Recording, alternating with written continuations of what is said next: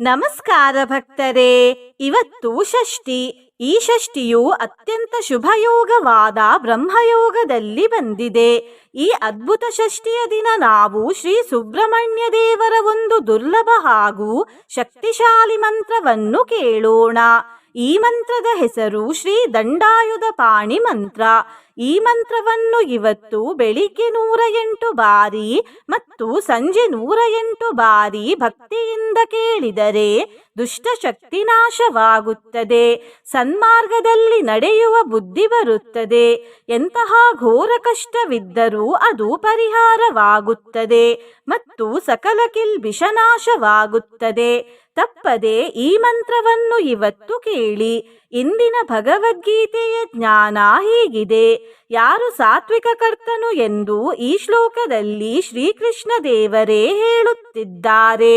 ಶ್ಲೋಕವು ಹೀಗಿದೆ: ಮುಕ್ತ ಸಂಗೋನಹಂ ವಾದಿ ಧೃತ್ಯುತ್ಸಾಹ ಸಮನ್ವಿತಃ ಸಿದ್ಧ ಸಿದ್ಧೋ ನಿರ್ವಿಕಾರಃ ಕರ್ತ ಸಾತ್ವಿಕ ಉಚ್ಯತೆ. ಈ ಶ್ಲೋಕದ ಅರ್ಥ ಹೀಗಿದೆ: ಸಂಗರಹಿತನು, ನಿರಹಂಕಾರಿಯು, ಅಂದರೆ ನಾನು ನನ್ನದೆಂದು ಹೇಳದವನು, ಧೈರ್ಯ ಉತ್ಸಾಹಗಳಿಂದ ಕೂಡಿದವನು, ಸಿದ್ಧಿ ಅಸಿದ್ಧಿಗಳಲ್ಲಿ ವಿಕಾರರಹಿತನೂ ಆದ ಕರ್ತನು, ಸಾತ್ವಿಕ ಕರ್ತನು ಎನಿಸಿಕೊಳ್ಳುವನು ಎಂದು. ಭಕ್ತರೇ, ನೀವು ಚಾನಲಿಗೆ ಹೊಸದಾಗಿ ಬಂದಿದ್ದರೆ ಚಾನಲ್ ಅನ್ನು ಸಬ್ಸ್ಕ್ರೈಬ್ ಮಾಡಿ, ಹತ್ತಿರ ಇರುವ ಬೆಲ್ ಬಟನ್ ಅನ್ನು ಒತ್ತಿ. ಮಂತ್ರ ಕೇಳುವಾಗ ಕಾಪಾಡಿ ಸುಬ್ರಹ್ಮಣ್ಯ ದೇವರೇ ಎಂದು ಕಮೆಂಟ್ ಮಾಡಿ ಮತ್ತು ವಿಡಿಯೋಗೆ ಲೈಕ್ ಮಾಡಿ. ಭಕ್ತರೇ, ಕಣ್ಣು ಮುಚ್ಚಿ ಮಂತ್ರವನ್ನು ಪೂರ್ತಿ 108 ಸರ್ತಿ ಕೇಳಿ. ರಾಮ ಭಕ್ತ ಮಹಾಭಾಗ ಸನ್ಮತೆ ವಾಲಿನಂದನ ಶ್ರೀ ಸೀತಾಷ್ಟಾಕ್ಷರ ಸ್ತೋತ್ರಂ ಸರ್ವಭೀತಿಹರಂ ಶೃಣು. ರಾಮ ಭಕ್ತ ಮಹಾಭಾಗ ಸನ್ಮತೆ ವಾಲಿನಂದನ ಶ್ರೀ ಸೀತಾಷ್ಟಾಕ್ಷರ ಸ್ತೋತ್ರಂ ಸರ್ವಭೀತಿಹರಂ ಶೃಣು. ರಾಮ ಭಕ್ತ ಮಹಾಭಾಗ ಸನ್ಮತೆ ವಾಲಿನಂದನ ಶ್ರೀ ಸೀತಾಷ್ಟಾಕ್ಷರ ಸ್ತೋತ್ರಂ ಸರ್ವಭೀತಿಹರಂ ಶೃಣು. ರಾಮ ಭಕ್ತ ಮಹಾಭಾಗ ಸನ್ಮತೆ ವಾಲಿನಂದನ ಶ್ರೀ ಸೀತಾಷ್ಟಾಕ್ಷರ ಸ್ತೋತ್ರಂ ಸರ್ವಭೀತಿಹರಂ ಶೃಣು. ರಾಮ ಭಕ್ತ ಮಹಾಭಾಗ ಸನ್ಮತೆ ವಾಲಿನಂದನ ಶ್ರೀ ಸೀತಾಷ್ಟಾಕ್ಷರ ಸ್ತೋತ್ರಂ ಸರ್ವಭೀತಿಹರಂ ಶೃಣು. ರಾಮ ಭಕ್ತ ಮಹಾಭಾಗ ಸನ್ಮತೆ ವಾಲಿನಂದನ ಶ್ರೀ ಸೀತಾಷ್ಟಾಕ್ಷರ ಸ್ತೋತ್ರಂ ಸರ್ವಭೀತಿಹರಂ ಶೃಣು. ರಾಮ ಭಕ್ತ ಮಹಾಭಾಗ ಸನ್ಮತೆ ವಾಲಿನಂದನ ಶ್ರೀ ಸೀತಾಷ್ಟಾಕ್ಷರ ಸ್ತೋತ್ರಂ ಸರ್ವಭೀತಿಹರಂ ಶೃಣು. ರಾಮ ಭಕ್ತ ಮಹಾಭಾಗ ಸನ್ಮತೆ ವಾಲಿನಂದನ ಶ್ರೀ ಸೀತಾಷ್ಟಾಕ್ಷರ ಸ್ತೋತ್ರಂ ಸರ್ವಭೀತಿಹರಂ ಶೃಣು. ರಾಮ ಭಕ್ತ ಮಹಾಭಾಗ ಸನ್ಮತೆ ವಾಲಿನಂದನ ಶ್ರೀ ಸೀತಾಷ್ಟಾಕ್ಷರ ಸ್ತೋತ್ರಂ ಸರ್ವಭೀತಿಹರಂ ಶೃಣು. ರಾಮ ಭಕ್ತ ಮಹಾಭಾಗ ಸನ್ಮತೆ ವಾಲಿನಂದನ ಶ್ರೀ ಸೀತಾಷ್ಟಾಕ್ಷರ ಸ್ತೋತ್ರಂ ಸರ್ವಭೀತಿಹರಂ ಶೃಣು. ರಾಮ ಭಕ್ತ ಮಹಾಭಾಗ ಸನ್ಮತೆ ವಾಲಿನಂದನ ಶ್ರೀ ಸೀತಾಷ್ಟಾಕ್ಷರ ಸ್ತೋತ್ರಂ ಸರ್ವಭೀತಿಹರಂ ಶೃಣು.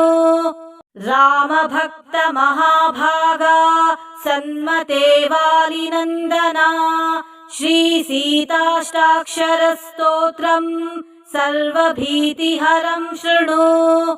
ರಾಮ ಭಕ್ತ ಮಹಾಭಾಗ ಸನ್ಮತೆ ವಾಲಿನಂದನ ಶ್ರೀ ಸೀತಾಷ್ಟಾಕ್ಷರ ಸ್ತೋತ್ರಂ ಸರ್ವಭೀತಿಹರಂ ಶೃಣು. ರಾಮ ಭಕ್ತ ಮಹಾಭಾಗ ಸನ್ಮತೆ ವಾಲಿನಂದನ श्रीसीताष्टाक्षरस्तोत्रम् सर्वभीतिहरं शृणु। रामभक्तमहाभागा सन्मते वालिनन्दना श्रीसीताष्टाक्षरस्तोत्रम् सर्वभीतिहरं शृणु। रामभक्तमहाभागा सन्मते वालिनन्दना श्रीसीताष्टाक्षरस्तोत्रम् सर्वभीतिहरं शृणु। रामभक्तमहाभागा सन्मते वालिनन्दना श्रीसीताष्टाक्षरस्तोत्रम् सर्वभीतिहरं शृणु। रामभक्तमहाभागा सन्मते वालिनन्दना श्रीसीताष्टाक्षरस्तोत्रम् सर्वभीतिहरं शृणु। रामभक्तमहाभागा सन्मते वालिनन्दना श्रीसीताष्टाक्षरस्तोत्रम् सर्वभीतिहरं शृणु। रामभक्तमहाभागा सन्मते वालिनन्दना श्रीसीताष्टाक्षरस्तोत्रम् सर्वभीतिहरं शृणु। रामभक्तमहाभागा सन्मते वालिनन्दना श्रीसीताष्टाक्षरस्तोत्रम् सर्वभीतिहरं शृणु। रामभक्तमहाभागा सन्मते वालिनन्दना श्रीसीताष्टाक्षरस्तोत्रम् सर्वभीतिहरं शृणु। रामभक्तमहाभागा सन्मते वालिनन्दना श्रीसीताष्टाक्षरस्तोत्रम् सर्वभीतिहरं शृणु। रामभक्तमहाभागा सन्मते वालिनन्दना श्रीसीताष्टाक्षरस्तोत्रम् सर्वभीतिहरं शृणु। रामभक्तमहाभागा सन्मते वालिनन्दना श्रीसीताष्टाक्षरस्तोत्रम् सर्वभीतिहरं शृणु। रामभक्तमहाभागा सन्मते वालिनन्दना श्रीसीताष्टाक्षरस्तोत्रम् सर्वभीतिहरं शृणु।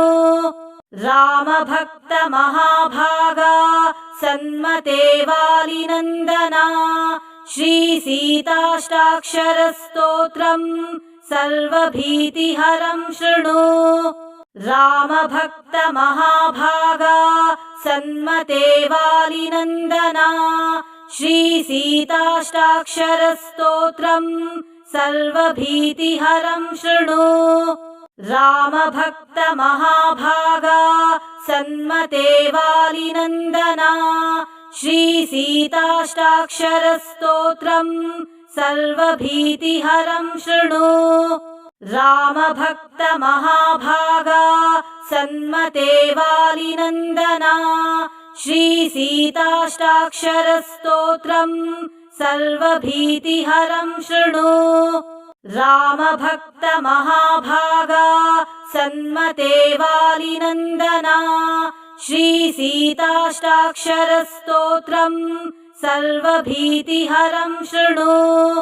रामभक्तमहाभागा सन्मते वालिनन्दना श्रीसीताष्टाक्षरस्तोत्रम् सर्वभीतिहरं शृणु। रामभक्तमहाभागा सन्मते वालिनन्दना श्रीसीताष्टाक्षरस्तोत्रम् सर्वभीतिहरं शृणु। रामभक्तमहाभागा सन्मते वालिनन्दना श्रीसीताष्टाक्षरस्तोत्रम् सर्वभीतिहरं शृणु। रामभक्तमहाभागा सन्मते वालिनन्दना श्रीसीताष्टाक्षरस्तोत्रम् सर्वभीतिहरं शृणु। रामभक्तमहाभागा सन्मते वालिनन्दना श्रीसीताष्टाक्षरस्तोत्रम् सर्वभीतिहरं शृणु। रामभक्तमहाभागा सन्मते वालिनन्दना श्रीसीताष्टाक्षरस्तोत्रम् सर्वभीतिहरं शृणु। रामभक्तमहाभागा सन्मते वालिनन्दना श्रीसीताष्टाक्षरस्तोत्रम् सर्वभीतिहरं शृणु। रामभक्तमहाभागा सन्मते वालिनन्दना श्रीसीताष्टाक्षरस्तोत्रम् सर्वभीतिहरं शृणु। रामभक्तमहाभागा सन्मते वालिनन्दना श्रीसीताष्टाक्षरस्तोत्रम् सर्वभीतिहरं शृणु। रामभक्तमहाभागा सन्मते वालिनन्दना श्रीसीताष्टाक्षरस्तोत्रम् सर्वभीतिहरं शृणु। रामभक्तमहाभागा सन्मते वालिनन्दना श्रीसीताष्टाक्षरस्तोत्रम् सर्वभीतिहरं शृणु। रामभक्तमहाभागा सन्मते वालिनन्दना श्रीसीताष्टाक्षरस्तोत्रम् सर्वभीतिहरं शृणु। रामभक्तमहाभागा सन्मते वालिनन्दना श्रीसीताष्टाक्षरस्तोत्रम् सर्वभीतिहरं शृणु। रामभक्तमहाभागा सन्मते वालिनन्दना श्रीसीताष्टाक्षरस्तोत्रम् सर्वभीतिहरं शृणु।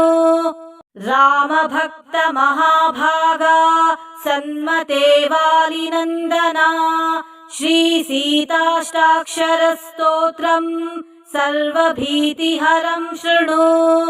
रामभक्तमहाभागा सन्मते वालिनन्दना श्रीसीताष्टाक्षरस्तोत्रम् सर्वभीतिहरं शृणु।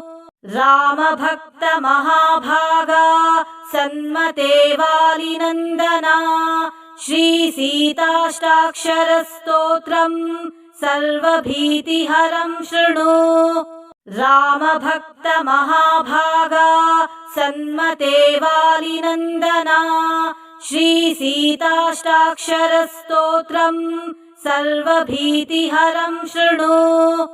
रामभक्तमहाभागा सन्मते वालिनन्दना श्रीसीताष्टाक्षरस्तोत्रम् सर्वभीतिहरं शृणु। रामभक्तमहाभागा सन्मते वालिनन्दना श्रीसीताष्टाक्षरस्तोत्रम् सर्वभीतिहरं शृणु। रामभक्तमहाभागा सन्मते वालिनन्दना श्रीसीताष्टाक्षरस्तोत्रम् सर्वभीतिहरं शृणु। रामभक्तमहाभागा सन्मते वालिनन्दना श्रीसीताष्टाक्षरस्तोत्रम् सर्वभीतिहरं शृणु। रामभक्तमहाभागा सन्मते वालिनन्दना श्रीसीताष्टाक्षरस्तोत्रम् सर्वभीतिहरं शृणु। रामभक्तमहाभागा सन्मते वालिनन्दना श्रीसीताष्टाक्षरस्तोत्रम् सर्वभीतिहरं शृणु। रामभक्तमहाभागा सन्मते वालिनन्दना श्रीसीताष्टाक्षरस्तोत्रम् सर्वभीतिहरं शृणु। रामभक्तमहाभागा सन्मते वालिनन्दना श्रीसीताष्टाक्षरस्तोत्रम् सर्वभीतिहरं शृणु। रामभक्तमहाभागा सन्मते वालिनन्दना श्रीसीताष्टाक्षरस्तोत्रम् सर्वभीतिहरं शृणु। रामभक्तमहाभागा सन्मते वालिनन्दना श्रीसीताष्टाक्षरस्तोत्रम् सर्वभीतिहरं शृणु। रामभक्तमहाभागा सन्मते वालिनन्दना श्रीसीताष्टाक्षरस्तोत्रम् सर्वभीतिहरं शृणु। रामभक्तमहाभागा सन्मते वालिनन्दना श्रीसीताष्टाक्षरस्तोत्रम् सर्वभीतिहरं शृणु। रामभक्तमहाभागा सन्मते वालिनन्दना श्रीसीताष्टाक्षरस्तोत्रम् सर्वभीतिहरं शृणु। रामभक्तमहाभागा सन्मते वालिनन्दना श्रीसीताष्टाक्षरस्तोत्रम् सर्वभीतिहरं शृणु। रामभक्तमहाभागा सन्मते वालिनन्दना श्रीसीताष्टाक्षरस्तोत्रम् सर्वभीतिहरं शृणु। रामभक्तमहाभागा सन्मते वालिनन्दना श्रीसीताष्टाक्षरस्तोत्रम् सर्वभीतिहरं शृणु। रामभक्तमहाभागा सन्मते वालिनन्दना श्रीसीताष्टाक्षरस्तोत्रम् सर्वभीतिहरं शृणु। रामभक्तमहाभागा सन्मते वालिनन्दना श्रीसीताष्टाक्षरस्तोत्रम् सर्वभीतिहरं शृणु। रामभक्तमहाभागा सन्मते वालिनन्दना श्रीसीताष्टाक्षरस्तोत्रम् सर्वभीतिहरं शृणु। रामभक्तमहाभागा सन्मते वालिनन्दना श्रीसीताष्टाक्षरस्तोत्रम् सर्वभीतिहरं शृणु। रामभक्तमहाभागा सन्मते वालिनन्दना श्रीसीताष्टाक्षरस्तोत्रम् सर्वभीतिहरं शृणु।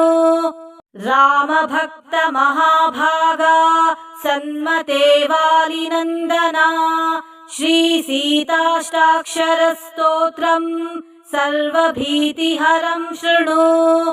रामभक्तमहाभागा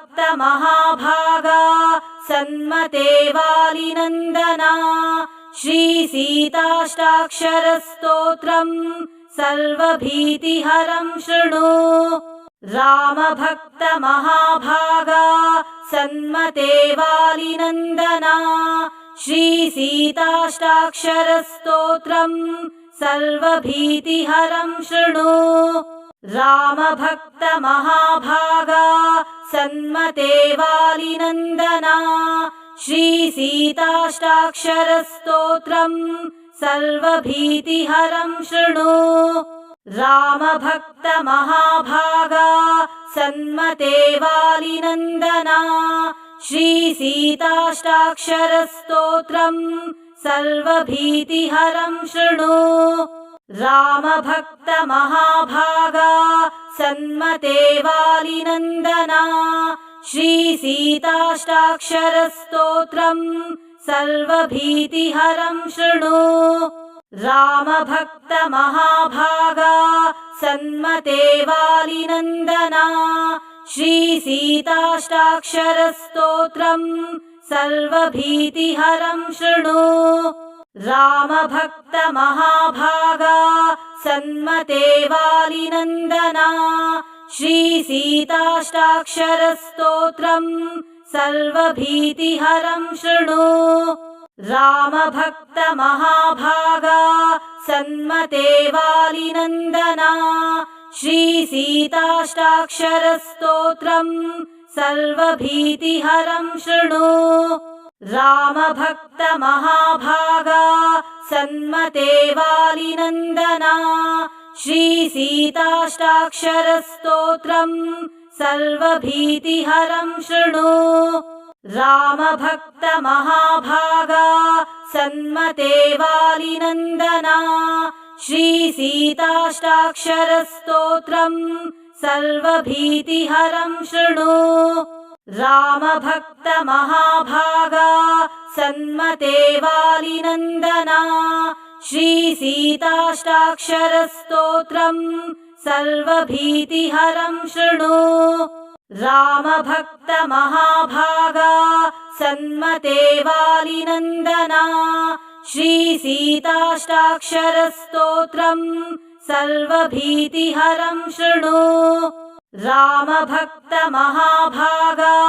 सन्मते वालिनन्दना श्रीसीताष्टाक्षरस्तोत्रम् सर्वभीतिहरं शृणु। रामभक्तमहाभागा सन्मते वालिनन्दना श्रीसीताष्टाक्षरस्तोत्रम् सर्वभीतिहरं शृणु। रामभक्तमहाभागा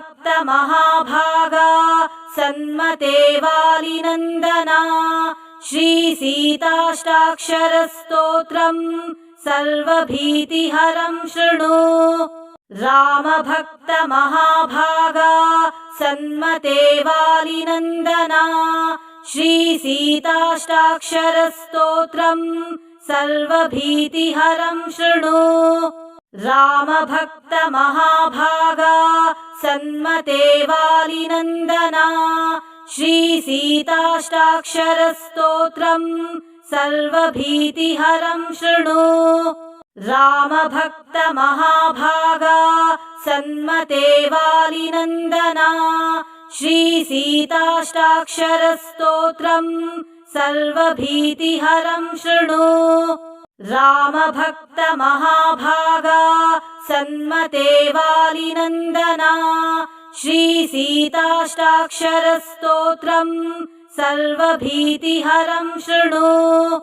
रामभक्तमहाभागा सन्मते वालिनन्दना श्रीसीताष्टाक्षरस्तोत्रम् सर्वभीतिहरं शृणु।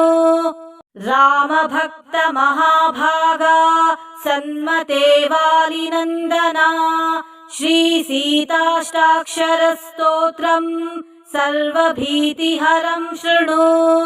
रामभक्तमहाभागा सन्मते वालिनन्दना श्रीसीताष्टाक्षरस्तोत्रम् सर्वभीतिहरं शृणु। रामभक्तमहाभागा सन्मते वालिनन्दना श्रीसीताष्टाक्षरस्तोत्रम् सर्वभीतिहरं शृणु। रामभक्तमहाभागा